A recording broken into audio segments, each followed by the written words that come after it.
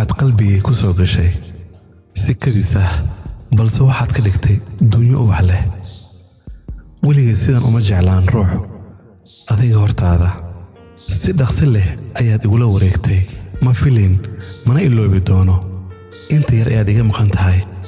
nolosha dhadhan iima leh, ma aqaan sida aan u noolaa adiga hortaada, balse waxaan hadda ogahay inaan ku tago sida xubin jirkayga ka maqan. waan ku jeclahay in ka badan intaan awoodo.